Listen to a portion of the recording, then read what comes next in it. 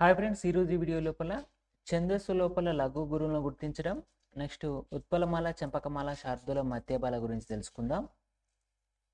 ఛందస్సు అంటే పద్యాల్లో గేయాల్లో ఉండే మాత్రలు అంటే గురువు, లఘువులు, గణాలు, యతిప్రాసలు మొదలైన వాటి గురించి తెలియజెప్పని ఛందస్సు అంటాం. ఛందస్సు మెయిన్గా చూసుకున్నట్టయితే ఇది ద్విసంఖ్యామానంపై ఆధారపడి ఉంటుంది, అంటే బైనరీ నెంబర్ మీద ఆధారపడి ఉంటుంది. బైనరీ నెంబర్ అంటే దీని లోపల రెండు అంశాలు ఉంటాయి. ఫస్ట్ వన్ వచ్చేసరికి గురువు, సెకండ్ వన్ వచ్చేసరికి లఘువు. ఈ లఘువు గురువులను బేస్ చేసుకుని మనకు ఛందస్సు అనేది ఉంటుంది. గురువును యూతో సూచిస్తారు, లఘువును ఐతో సూచిస్తారు. ఏకమాత్ర కాలంలో పలకబడేదాన్ని లఘువు అంటారు. అంటే ఒక సెకండ్లో పలుకుతే దాన్ని ఏమంటారంటే లఘువు అంటారు, మనకు చెప్పినట్టు అంటే వాడుక భాషలో. లేదు ఒక సెకండ్ కంటే ఎక్కువ ఉందనుకోండి, అంటే దీర్ఘమాత్ర కాలం 2 సెకండ్లో పలకబడితే దాన్ని గురువు అంటాం. అంతకంటే ఎక్కువ పలుకుతుంది దాన్ని ఏమంటారు అంటే ప్లూతం అని అంటారు. లఘువును గుర్తించడానికి ఏంటి కింద కనబడేటి అన్ని మనకు లఘువును గుర్తించేది. వీటి గురించి ఒక్కొక్కటి చూసుకుందాం. ఫస్ట్ వన్ అశ్వ అచ్చులు. అశ్వ అచ్చులు అంటే మొదటిగా ఉండే అచ్చులు ఏవైతే ఉంటాయి, ఆ కానీ, ఈ కానీ, ఊ కానీ, ఊ కానీ, ఓ కానీ, ఏ కానీ, ఇవి అశ్వ అచ్చులు. నెక్స్ట్ అశ్వ అచ్చులతో కూడిన హల్లులు క, క, చ ఈ విధంగా ఉంటే వాటిని అశ్వ అచ్చులతో కూడిన హల్లులు అని అంటారు. ఇవి కూడా లఘువులే. నెక్స్ట్ అశ్వములైన ద్విత్వాక్షరాలు. ద్విత్వాక్షరము అంటే దానికి అదే ఒత్తు వచ్చేది ఉంటాయి. కా కావద్దు, గా కావద్దు, చా చావద్దు, ఈ విధంగా వస్తే వాటిని అశ్వ అచ్చులు, ఇవి కూడా లఘువులే. నెక్స్ట్ అశ్వములైన సంయుక్తాక్షరాలు అంటే వాటికి వేరే ఒత్తు వచ్చిందనుకోండి, అశ్వాలైన వాటికి కాక్ కానీ, గా కానీ వేరే ఒత్తు వచ్చినవి అవి ఏంటి అంటే లఘువులాగానే ట్రీట్ చేస్తాం మనం. నెక్స్ట్ తేల్చి పలుకబడే రేప ముందున్న అక్షరాలు అంటే రావొత్తు ఏదైతే ఉంటుందో దానికి ముందున్న అక్షరం లఘువుగా మనం ట్రీట్ చేసుకుంటాం. ఓకే, ఇవి లఘువుకు సంబంధించి. అలాగే గురువుకు సంబంధించి కూడా మనకు సేమ్ అక్కడ హస్వంలైన అన్న కాడ ఇక్కడ దీర్ఘంలైన అని వస్తాయి అంతే. మనకు ఎక్స్ట్రాగా చూసుకున్నట్టయితే నిండు సున్నా, విసర్గ, అర సున్నా ఇవి ఉన్నాయి కదా, ఇవి కూడా మనకు చూసుకున్నట్టయితే గురువులాగా మనం ట్రీట్ చేసుకుంటాం. ఒకసారి చూద్దాం. నకారపులు వచ్చినా కూడా ఇక్కడ చూద్దాం, ఇండివిజువల్గా చూద్దాం. సో దీర్ఘములైన అచ్చులు ఆ, ఈ, ఊ దీర్ఘం వచ్చిందనుకోండి అది గురువు. ఆ దీర్ఘాలతో కూడిన హల్లులు ఏవైతే ఉంటాయి, కా దీర్ఘం కానీ, కీకి దీర్ఘం కానీ, మీకి దీర్ఘం కానీ, బో దీర్ఘం కానీ, ఇలాంటి బౌ కానీ ఇవి గురువులు అవుతాయి. నెక్స్ట్ ద్విత్వాక్షరాల ముందున్న హస్వాక్షరాలు అంటే ఇక్కడ చూడండి, ద్విత్వాక్షరం కావత్ తీస్తే ఎంతమంది చెప్పినట్టు ఇది లఘువు అయింది. బట్ దాని ముందున్న ఏ అక్షరమైన అంటే దాని ముందు హస్వాక్షరం ఉందనుకోండి, అది దేనిలాగా చూస్తాం, గురువులాగా చూస్తాం. ఒకవేళ అక్కడ ఆల్రెడీ గురువు ఉందనుకోండి, అంటే దీర్ఘం ఉందనుకోండి, అది కూడా గురువులాగానే ట్రీట్ చేస్తాం. ఇది ద్విత్వాక్షరాల ముందున్న హస్వాక్షరాలు. నెక్స్ట్ సంయుక్తాక్షరాలకు ముందున్నది కూడా సేమ్ యాజ్ ఇట్ ఈస్. అంటే సంయుక్తాక్షరం అంటే దానికి ఇంత చెప్పినట్టు ఇది ఆటోమేటిక్గా లఘువు అయిపోతుంది. దీని ముందున్న హస్వాక్షరాలు ఉందనుకోండి, అది గురువులాగా ట్రీట్ చేస్తాం. నెక్స్ట్ నిండు సున్నాతో కూడి ఉన్న అక్షరాలు అం, కం, మం, నం, వం, యం ఇవి కూడా మనకు గురువులాగానే ట్రీట్ చేస్తాం. విసర్గలతో కూడిన అంతఃపురం, దుఃఖం అలాంటి వాటికి కహ, అహ, వహ, యహ, నమ, నహ, నహ ఈ విధంగా విసర్గలతో కూడిన అక్షరాలు కూడా మనం గురువులాగానే ట్రీట్ చేస్తాం. పొల్లు అక్షరాలతో కూడిన హస్వాక్షరాలు అంటే పొల్లు అంటే నకార పొల్లు, ల్ కానీ, విల్ కానీ ఇట్లా ఈ విధంగా కల్ కానీ, మల్ కానీ ఈ విధంగా వస్తూ ఉంటే అవన్నీ కూడా గురువులాగానే తీసుకుంటాం. ఇవి గురువులు ఫైండ్ అవుట్ చేయడానికి మనకు ఉండే రూల్స్. నెక్స్ట్ పదమధ్యంలో రేప అంటే మామూలుగా రావుతుంది అనుకోండి, ఫర్ ఎగ్జాంపుల్ చక్రము, నక్రము, చట్రము. సో దీనికి ముందున్న హస్వాక్షరాలు కూడా ఇంత చెప్పినట్టు ఏవైతే సంయుక్తాక్షరం ముందుందో వాటికి ముందున్నట్టు ఏదైతే ఫార్ములా వర్తిస్తో ఇక్కడ కూడా ఆ విధంగా దానికి ముందున్నది కాస్త గురువు అయిపోతుంది. ఇవి లఘు గురువులను గుర్తించడం.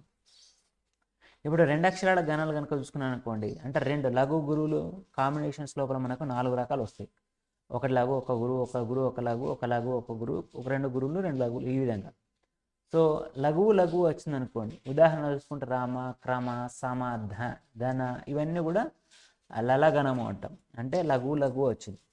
నెక్స్ట్ లఘువు గురువు వచ్చింది అనుకోండి, దీన్ని ఏమంటారంటే వగనము అంటారు. ఇది మనకు పద్య లక్షణాల్లో వస్తుంది. రామ మాకు దీర్ఘం వచ్చింది కాబట్టి ఇది లఘువు అయితే ఇది గురువు అయిపోతుంది. నెక్స్ట్ గలము, గలం దీన్ని ఏమంటారంటే హగనం అంటారు. ఉదాహరణ చూసుకున్నట్టయితే అన్న, అంటే ఇక్కడ ఫస్ట్ వన్ ముందు దీనికన్నా ముందున్నది మనకు గురువు అయిపోతుంది, ఇది లఘువు అయిపోతుంది. ఏదైతే సంయుక్తాక్షరం ముందున్నారో అది ఏమైతే అంటే ఆటోమేటిక్గా గురువు అయిపోతుంది. ఇక్కడ కూడా ఏమండి సంయుక్తాక్షరం ముందున్నది కాస్త మనకు గురువు అవుతుంది, ఇది లఘువు అయిపోతుంది. ఇది యుఐ వచ్చింది, ఇది హగనం అంటాం. మిగిలిపోయింది ఏంటి గగము, అంటే ఫర్ ఎగ్జాంపుల్ ఉదాహరణ చూసుకున్నట్లయితే రమ్ రమ్ తంతాన్, సమ్ అనేది గురువు అవుతుంది, తాన్ ఇవి రెండు కలిపితే ఒక గురువు అయిపోతుంది. మనకు నకారపుల్లో వచ్చేసరికి మనకు సంపూర్ణ అక్షరం లాగా ట్రీట్ చేయం తెలుగు లోపల, ఇది ఒక గురువు అయిపోతుంది. ఈ విధంగా 2 అక్షరాల గణాలు ఉంటాయి. అదేవిధంగా 3 అక్షరాల గణాలు కనుక చూసుకున్నాం అనుకోండి, మనకు 3 అక్షరాల గణాలు అంటే అన్ని 3 గణాలు రావాలి. అలా వస్తే దాన్ని 3 అక్షర గణాలు అంటారు. ఇవి గుర్తుపెట్టుకోవడానికి మనకు తెలుగులో ఒక సింపుల్ షార్ట్ కట్ ఉంటుంది, అందరు ఇదే వాడుతూ ఉంటారు. దాన్ని ఏమంటారంటే యమాత రాజబానస లగం అని అంటారు. ఏమంటారంటే యమాత రాజబానస లగం అని అంటారు. సో ఇవి మనం రాసుకొని మనం గణాలను ఈజీగా గుర్తుపెట్టుకోవచ్చు. కంపల్సరీగా ఇది నోటెడ్ అయి ఉండాలి.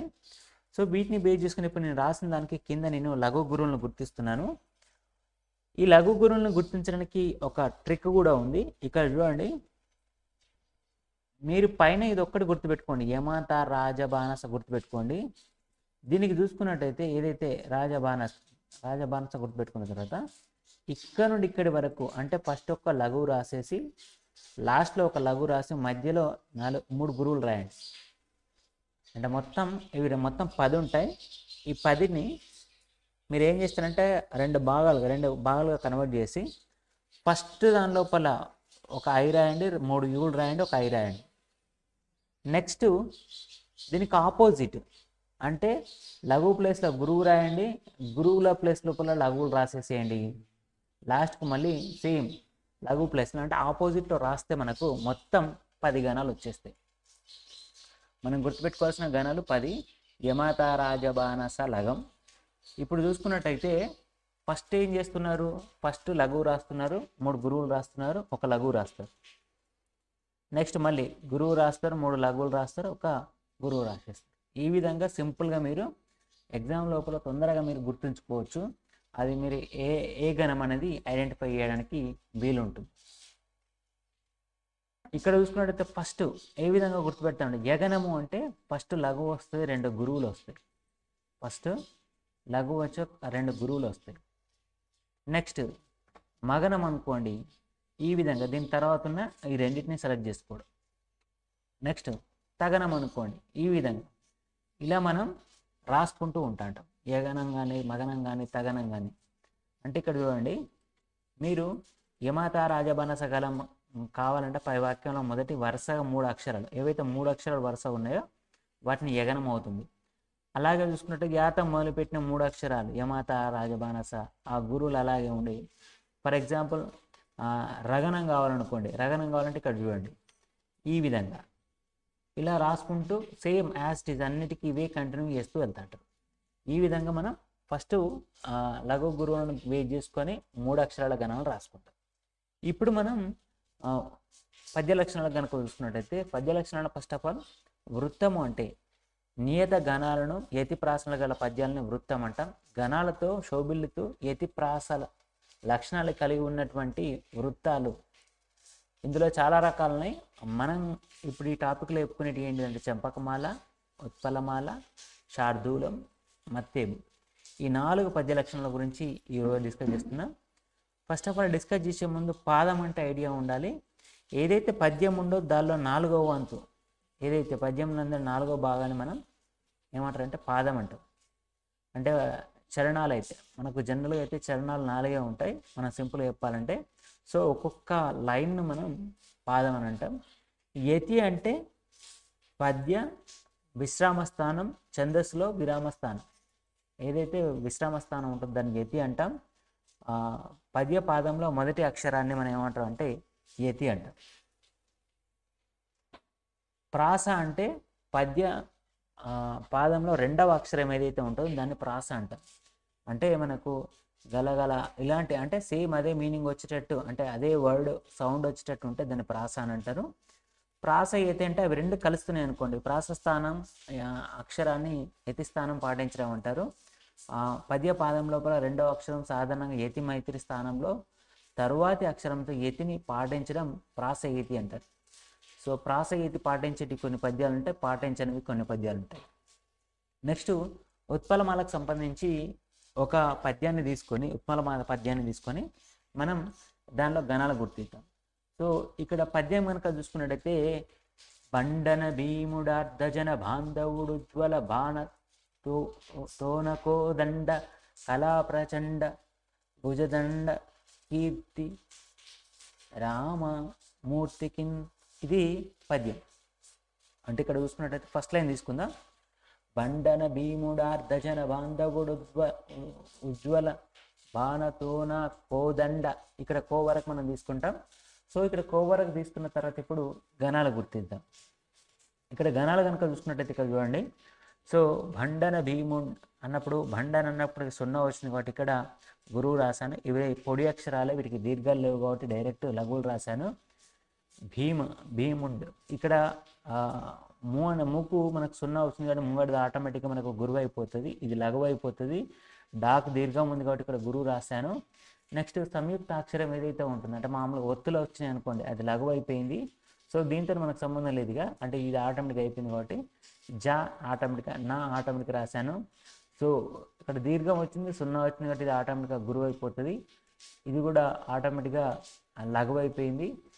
ఇది సంయుక్త అక్షరానికి ముందున్నది కూడా మనకు ఆటోమేటిక్ ఇక్కడ ఏదైతే ఉందో అది లఘువు అయిపోతుంది, ఇది కూడా లఘువు. నెక్స్ట్ డు అనేది కూడా గురువు. జాక జావత్తు వావత్తు దానికి సంయుక్త అక్షరానికి ముందున్నది కాబట్టి ఇది గురువు అయిపోయింది, ఇది లఘువు, ఇది లఘువు. బాకు దీర్ఘం వచ్చింది కాబట్టి గురువు, ఇది మామూలుగా ఉంది కాబట్టి లఘువు. నెక్స్ట్ తూకు దీర్ఘం వచ్చింది కాబట్టి గురువు. ఇది నా అనేది మామూలు పొడి అక్షరమే, వాటికి దీర్ఘాలు ఏం లేవు కాబట్టి లఘు. కో అనేది మనకు గురువు అయిపోయింది, ఇవి రాశాను. సో వీటిని ఇంతంత యమాత రాజబానస గలం లోపల కనుక చూసుకున్నట్టయితే మనకు వచ్చే గణాలు కనుక చూసుకున్నట్టయితే బరణవ బబరవ. సో ఈ వా అనేది 2 అక్షరాలు, మనం ఎప్పుడైతే లఘువు గురువులు అంటే 2 తీసుకున్నామో అక్కడ మనం చూసుకున్నట్టయితే బరణవ బబరవ వస్తుంది. సో ఇది మనం చూసుకున్నట్టయితే ఉత్పలమాలను గుర్తుపెట్టుకోవాల్సిన కోడ్ ఏంటంటే బరణ బబరవ అనేది మనకు కోడు. సో దీని లక్షణాలు కనుక చూసుకున్నట్టయితే చూడండి, పద్యంలో 4 పాదాలు ఉంటాయి ఈ పద్యం లోపల. నెక్స్ట్ ప్రతి పాదం బరణ బొబ్బరవ అనే గణాలతో కలిగి ఉంటుంది. నెక్స్ట్ ప్రతి పాదం లోపల 20 అక్షరాలు ఉంటాయి.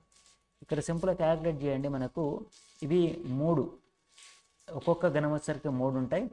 1 2 3 4 5 6 మనకు ఏదైతే ఒక్కొక్క ఏవైతే ఉన్నాయో మనకు 6 ఉంటాయి. ఇవి 6 అంటే 3 అక్షరాల గణాలు 6 ఉంటాయి, ఇది ఒక్కటి ఉంటుంది.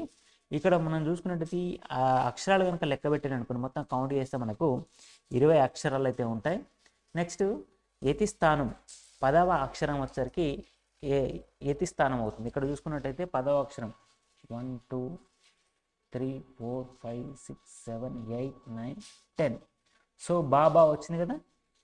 సో ఇది మనకి ఏదైతే ఉంటుందో అంటే మొదటి అక్షరం ఏదైతే ఉంటుందో మళ్ళీ 10వ అక్షరం కూడా సేమ్ అలాగే ఉంటుంది. అంటే బండన భీముడార్ధజన బాంధవుడు ఉజ్వల బాణతోన కోదండ కళా ప్రచండ భుజతాండవ కీర్తికిన్ రామమూర్తికిన్ అన్నదాని లోపల. సో ఇక్కడ బాబా అనేది ఆటోమేటిక్గా కలిసి వస్తుంది. అంటే ఫస్ట్ నుండి 10వ అక్షరం కనుక కౌంట్ చేసుకున్నట్టయితే మనకు ఇక్కడ సెకండ్ లైన్లో చూసుకున్నట్టయితే దండ మామూలు దండ కళా ప్రచండ భుజ తాండ అక్కడ కూడా డా అని వస్తుంది. భుజ తాండ అన్న దాని లోపల కూడా డా వస్తుంది. ఈ విధంగా అంటే మొదటి అక్షరమును 10వ అక్షరానికి అదే ప్రొనౌన్సియేషన్ వస్తుంది. దాన్ని ఏమంటారు అంటే యతిస్థానం. ఇది ఉత్పలమాలకు సంబంధించింది. అదేవిధంగా చూసుకున్నట్టయితే నెక్స్ట్ పద్యం వచ్చేసరికి మనకు ఈ నియమాన్ని అంటే ప్రాస నియమం అనేది కంపల్సరీ ఉంటుంది. ప్రాస ప్రతిదానికి అంటే ఈ మనకు ఉత్పలమాలకు కానీ మిగతా వాటికి కానీ ప్రాస నియమం ఉంది. చంపకమాల తీసుకుంది. చంపకమాలలో ఒక పద్యం తీసుకుంటున్నాను. సేమ్ ఇంతలాగానే గణాలు గుర్తిస్తాం. అనయము దోషమే పరుల యందు కనుగొని పలుకు నట్టియ అన్న ఫస్ట్ లైన్ తీసుకుంటున్నాను. సో ఇక్కడ చూసుకున్నట్టయితే లఘు గురువులు అనయ అన్నప్పుడు ఆ సింపుల్ చేస్తున్నాను. అనయ, ము అంటే మామూలు, దో అంటే దోష అంటే మనకు గురువు వస్తుంది. షా మామూలే, మేఘ దీర్ఘం వచ్చింది. గురువు, పరు ఇవి మామూలు దీర్ఘాలు లేవు, డైరెక్ట్ లఘు లఘు. ఇది లఘు. యమ్ అనేది సున్నా ఉంది కాబట్టి గురువు అయింది. దు అనేది లఘు అయింది. కా మామూలే. గున్ అన్నప్పుడు గురువు వచ్చింది. గో అనేది దీర్ఘం లేదు కాబట్టి లఘువు, ఇది కూడా లఘువు. పల్కు దీనికి ముందున్నది ఆటోమేటిక్గా సంయుక్తాక్షరానికి ముందున్నది గురువు అయితే కాబట్టి గురువు, ఇది లఘువు. నెక్స్ట్ నా అనేది మామూలు, బట్ అది సంయుక్తాక్షరం అంటే ఏదైతే ఒత్తులున్న అక్షరానికి ఉందో అదని అంటే మామూలుగా ఏదైతే దానికి అదే ఉంది కదా, సో దానికి అదే ఉంది కాబట్టి నా అనేది గురువు అవుతుంది. ఇది ఆటోమేటిక్గా లఘువు అయింది. ఇది దీర్ఘం ఉంది కాబట్టి గురువు అయిపోయింది. సో గణాలు చూద్దాం. ఇంత యమత రాజా బానస గలం లోపల దాన్ని మనం కనుక చూసుకున్నట్టయితే నజ, నా యొక్క గణాలు కనుక చూసుకున్నట్టయితే ఈ విధంగా వస్తాయి. సో జ అంటే నజ భజ జజర. సో ప్రతి దాని లోపల ఇవి ఏముంటాయంటే నజ భజ జజర అనేటి గణాలు మాత్రమే ఉంటాయి. ఇది చంపకమాలకు సంబంధించి లక్షణాలు కనుక మనం ఒకసారి చూసుకున్నట్టయితే పద్యంలో 4 పాదాలు ఉంటాయి. ప్రతి పాదంలో నజ భజ జజర అనే గణాలు ఉంటాయి. నెక్స్ట్ ప్రతి పాదం లోపల 21 అక్షరాలు. ఎంత దాని లోపల మనకు ఎన్ని గణాలు, లాస్ట్ గణం వచ్చేసరికి ఏమొచ్చింది నాన్న 2 వచ్చినాయి. ఇక్కడికి వచ్చేసరికి 3 వచ్చినాయి. ప్రతి పాదం లోపల 21 అక్షరాలు ఉంటాయి.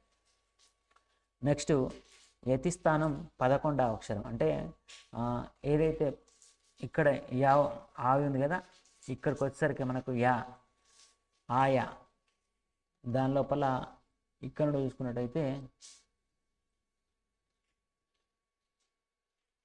మొత్తం 9 అక్షరాలు. ఇది 10, ఇది 11. ఆటోమేటిక్గా దీనిలో ఆ ఉంది, దీనిలో ఆ ఉంది, అది ఏతి స్థానం అనేది పాటిస్తుంది. నెక్స్ట్ ప్రాస నియమం ఆటోమేటిక్గా ఉంటుంది. ప్రాస అంటే సేమ్ మళ్ళీ అదే మీనింగ్ వచ్చేటట్టు వస్తూ ఉంటాయి. అవి అదే ప్రొనౌన్సియేషన్ తోటి దాన్ని ప్రాస నియమం అంటాం. చంపకమాలకు సంబంధించిన లక్షణాలు ఇవి. నెక్స్ట్ శార్దూలం. శార్దూలానికి ఒక ఎగ్జాంపుల్ తీసుకొని చెప్తున్నాను. కారే రాజులు రాజ్యములు గల్గవే గర్వోన్నతిని పొందరే అన్న లైన్ కనుక తీసుకున్నారనుకోండి, ఇక్కడ చూసుకున్నట్టయితే సేమ్ దీర్ఘం ఉంది కాబట్టి గురువు, రేకు దీర్ఘం ఉంది కాబట్టి గురువు, రాకు దీర్ఘం ఉంది కాబట్టి గురువు. నెక్స్ట్ జూకు దీర్ఘం లేదు, లూకు దీర్ఘం లేదు కాబట్టి లఘువులు, రాకు దీర్ఘం ఉంది కాబట్టి గురువు. ఇది సంయుక్తాక్షరం కాబట్టి ఇది లఘువు. దాని ముందున్నది ఆటోమేటిక్గా గురువు అయితే, బట్ మనకి ఇక్కడికి కట్ అయిపోయింది. ఇక్కడ చూసుకున్నట్టు దాని ముందర ఆటోమేటిక్గా నేను గురువే రాశాను. ము అనేది ఆటోమేటిక్గా నకార పులితోటి ఉంది కాబట్టి గురువు. నెక్స్ట్ గా అనేది లఘువు. నెక్స్ట్ ఇది కూడా లఘువే, ఇది లఘువే, ఇది దీర్ఘం ఉంది కాబట్టి గురువు, ఇది మామూలు పొడి అక్షరం కాబట్టి లఘువు వస్తుంది. బట్ ఇది సంయుక్తాక్షరానికి ముందుంది కాబట్టి గురువు రాశాను. ఇక్కడ ఇది లఘువే, బట్ సంయుక్తాక్షరానికి ముందుంది కాబట్టి గురువు రాశాను. ఇది ఆటోమేటిక్గా లఘువు రాశాను. ఇది 0 వచ్చింది, తిమ్ అనేది 0 వచ్చింది కాబట్టి నేను ఆటోమేటిక్గా గురువు రాస్తున్నాను. దీనికి కూడా 0 ఉంది కాబట్టి గురువు రాస్తున్నాను. ఇది లఘువు, ఇది రే అనేది ఆటోమేటిక్గా గురువు అయిపోయింది. ఇక్కడ చూసుకున్నట్టయితే మస జస తతగా అనేది గణాలు ఇవి. అంటే మీరు యమాత రాజబనస రాయండి. యమాత మా త రా, మా త రా, ఇవి ఆటోమేటిక్గా గురువులు అయిపోతే మీరు అవి ఇక్కడ రాసుకున్నదంటే లక్షణాలు కనుక చూసుకున్నారనుకోండి. పద్యంలో 4 పాదాలు. మత్తేబం. మత్తేబం కనుక చూసుకుంటే తెలంగాణమ్మ గడ్డి పోచయ్య నుంచి సంధించిన కృపానమ్ముర అన్న. సో మనం యమత రాజబనసలు కనుక చూసుకున్నట్టయితే ఇవి వస్తాయి. సబరణ మయవన వస్తూ ఉంటాయి. సో ఇప్పుడు చూడండి,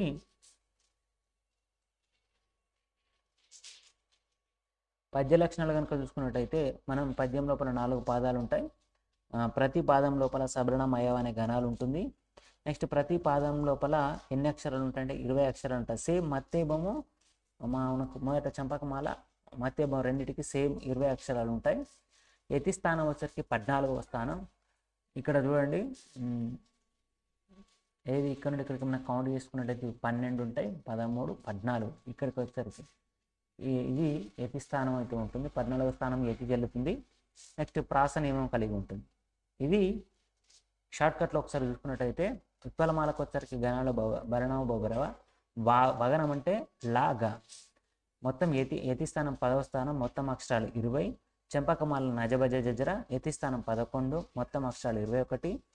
శార్దులం వచ్చరికి మసజస తతగా యతి స్థానం 13, మొత్తం అక్షరాలు 19. మత్తేబం వచ్చరికి సబరణ మయవ వా అంటే ఇక్కడ చూడండి లఘు గురు, యతి స్థానం 14, మొత్తం అక్షరాలు ఇవి. ఓకే, ఈ వీడియో నచ్చినట్లయితే షేర్ చేయండి, లైక్ చేయండి, సబ్స్క్రైబ్ చేయండి. Thank you for the watch.